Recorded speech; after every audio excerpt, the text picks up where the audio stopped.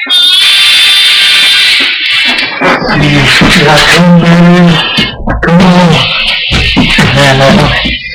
Everybody, welcome back to the Pipe Bomb Wrestling Report starring yours truly, Vince Masters. Thank you very much. Man, I got so much news to tell you. Let's start with something important though. Maybe not to you guys, but to me it is. Let's start with this. This DVD is so damn good. If you gotta get one DVD this holiday, get this. Get the Heartbreak Kid versus Bret Hart, the DVD. Such a great DVD. These two really were rivalries, but there's so much you don't know. So much that things were not put into perspective until these two sat down and actually talked about it and made it a clean slate on both of their parts to become friends. Let me give you an example. At WrestleMania 12, when people thought Bret Hart hated Shawn Michaels after he ran out of the WrestleMania 12 and left, and people hated him and didn't give him a handshake, well, that was actually part of the storyline. So I'm not going to ruin it for you guys, but the people that seen this DVD besides me know what I'm talking about. There was so much stuff in this DVD that I did not even know that these two. I thought these two would hate each other, but I found out later they didn't. There's a storyline. So I was very happy to know that the Hitman and Heartbreak Kid had made up and put their past behind them with the Survivor Series screw job. But I want to know something from you fans out there, from you fans who are fans of mine.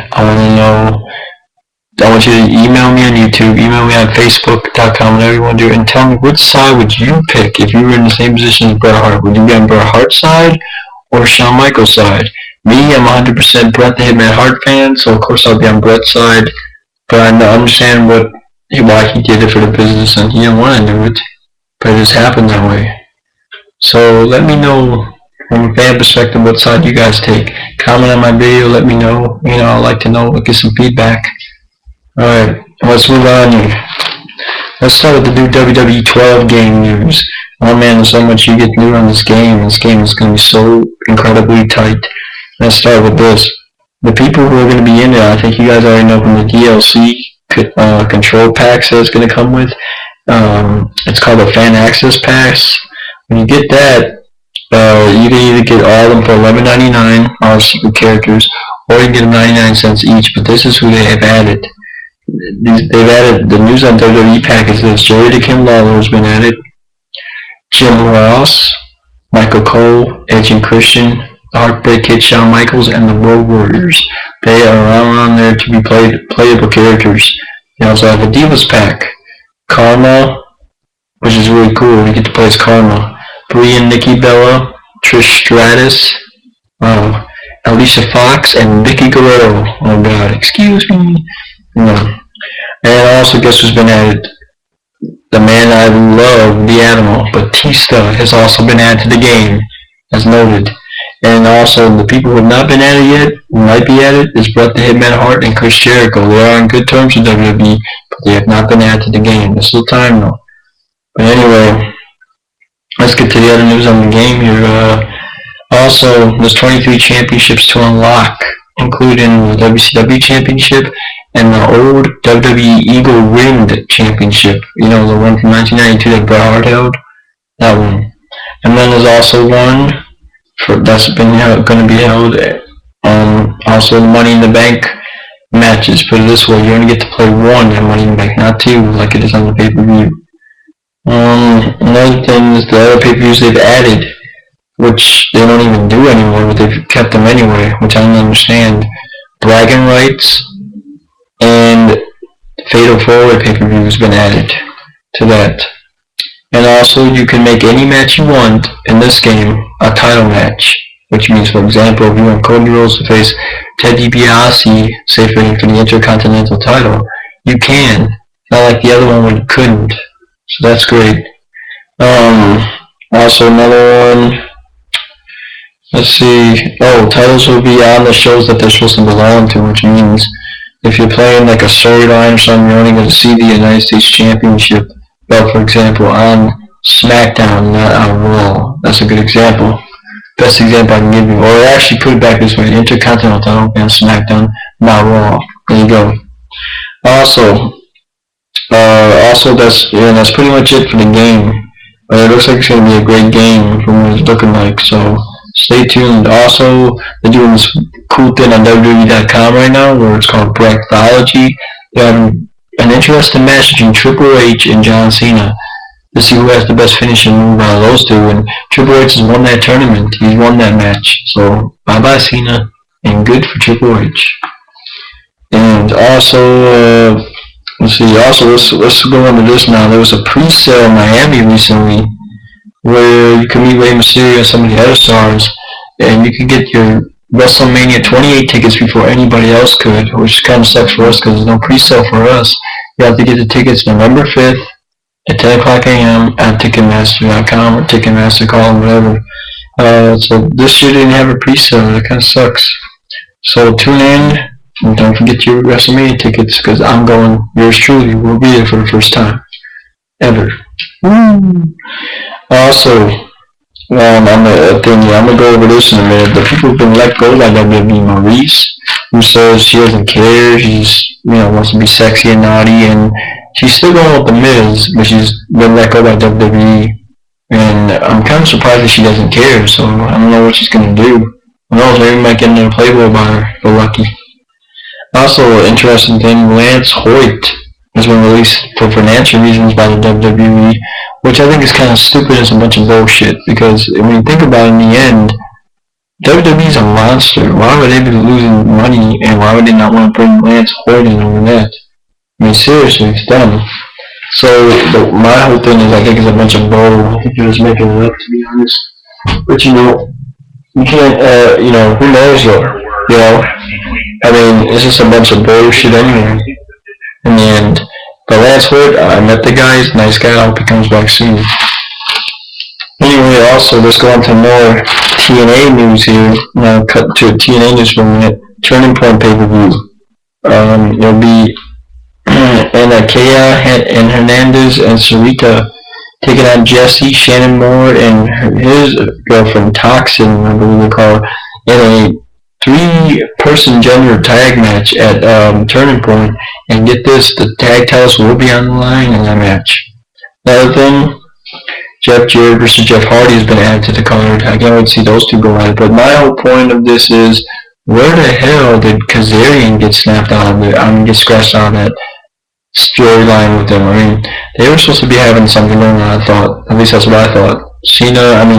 Kazarian and Jarrett was a storyline going on, but going into Bound for Glory, but it never happened. And Rory Tracy Brooks gets scrapped from Karen Jarrett, but eventually it's going to happen. We're actually going to have to put Kazarian back in there somehow. But right now, I guess Jeff Hardy's coming back. Them two are going to feud. That's the way I see it. Kind of stupid though, but. And another one is, of course, Gail Kim getting her knockout title shot against Velvet Sky. As you know, and that's all that for now on TNA news, besides the Impact news I'm about to give you right now. Word is on the Impact coming on this Thursday. He did not win. Bobby Roode did not win the title against James Storm with a broken glass. That was my fault from the sources I've heard. He actually won with the world title hitting against his face to retain the world TNA World Championship. That's how he kept the belt. And like I said before in my other broadcasts, is the reason why we knew Fortune was going to break up sooner or later. Daniels broke up from AJ, and now Rude says he's going to say this on a TNA thing that he killed Beer Money. And what does that mean? It means that Fortune is no longer Fortune, pretty much. I mean, you can sum it up by saying, well, he's going on his own as a world champion, he thinks he's going to be it all, and they'll probably feud with most of the Fortune members, pretty much. That's where the group's going. So, we'll see what happens this Thursday. Should be good, though. Now, moving on to network news, WWE Network.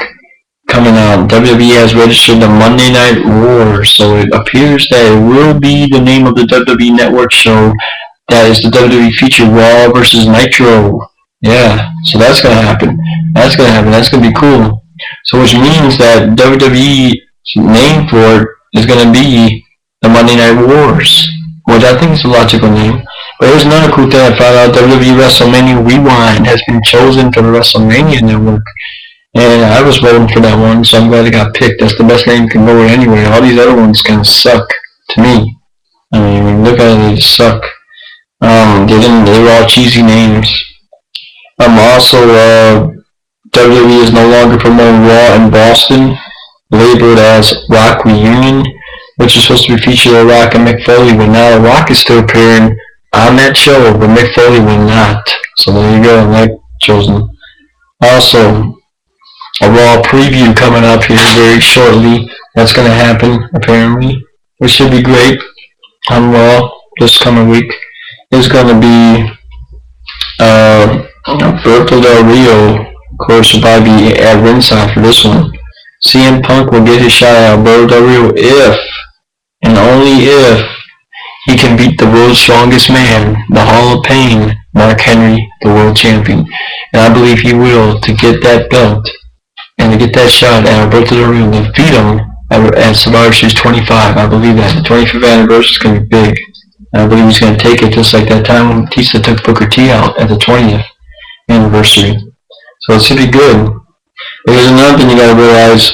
Also, The Rock will finally answer Cena's prayer to see if he's going to team up with him now. Everybody knows, of course, he is. And why wouldn't he? He's got to build that match with him at Survivor Series and build it at WrestleMania. So, of course, it's going to happen. So, that's a bunch of bull. Everybody knows it's going to happen. Well, that's all for tonight, folks. And thanks for tuning in to the Pipe Bomb Wrestling Pro, where anything goes, anything can be said. And remember, send me comments about that question I asked earlier. What side would you be on if you were in one of these guys' shoes? Would you screw the other person or would you not? So, it should be interesting. It was a very good video. I think it was the best video that WWE's produced as far. I can't wait to see Austin's and Rock's if it comes on. It probably won't be as good as that one. And I can't wait to see Austin's DVD come out. I have more reviews coming as I pick them up in the stores near you. Alright, well, have a great night, and see ya. Good night.